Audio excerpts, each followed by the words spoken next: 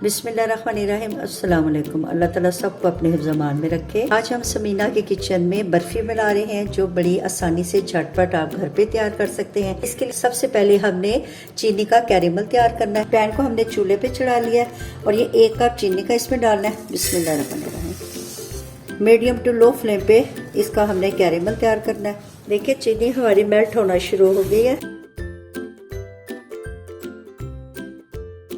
चीनी मेल्ट हो रही है, चीनी का कैरेमल बन रहा है।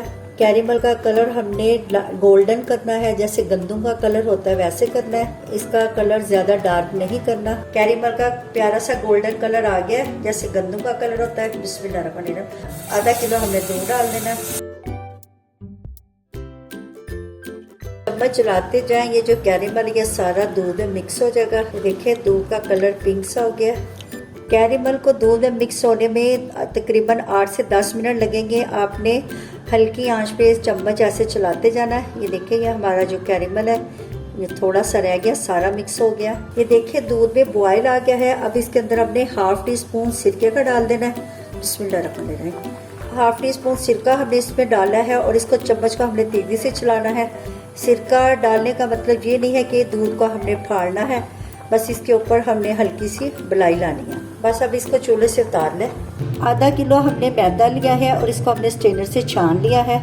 स्ट्रेनर से छानना ज़रूरी है कि जिसमें कचरा वगैरह है वो निकल जाए। चले आइए अब इसको भूनते हैं और इसके अंदर 2 चम्मच हमने देसी घी के डालने हैं। अब इसके अंदर ये जो मैदा है ये शामिल कर लें। बिस्मिल्लाहिर्रहमानिर्रहीम।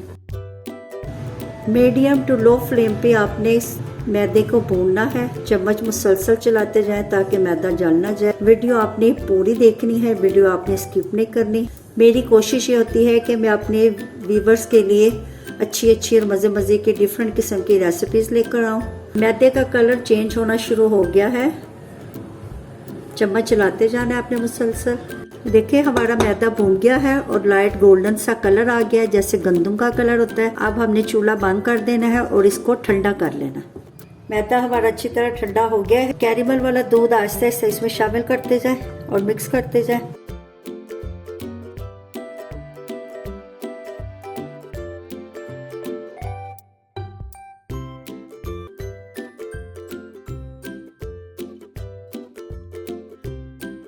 एक टीस्पून देसी घी का और डाला है ताकि प्यारी सी शाइन आ जाए और ये अच्छी तरह मिक्स हो जाए। अगर आपको चम्मच के स्पैचुला के साथ मिक्स करने में मुश्किल हो रही है तो ये ऐसे आप हाथ से यूं मिक्स कर सकते हैं। कोई सी भी ट्रे या कोई चीज़ ले लें जिस उसमें इसको आपने सेट करना है और उसकी कटिंग करनी है और आप ऐसे सेट कर लें।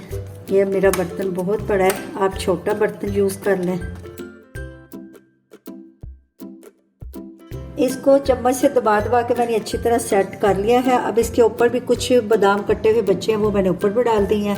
अब इसको चम्मच की मदद से ऊपर से दबा दें ताकि जो बादाम है वो अंदर चले जाएं। अब 3 से 4 घंटे के लिए इसको हमने सेट होने के लिए छोड़ देना ताकि हमारी जो बर्फी है वो अच्छी तरह जम जाए। 3 घंटे हो गए हैं। ये देखिए हमारी बर्फी सेट हो गई है। चलिए आइए कटिंग करते हैं, फिर आपको दिखाते हैं।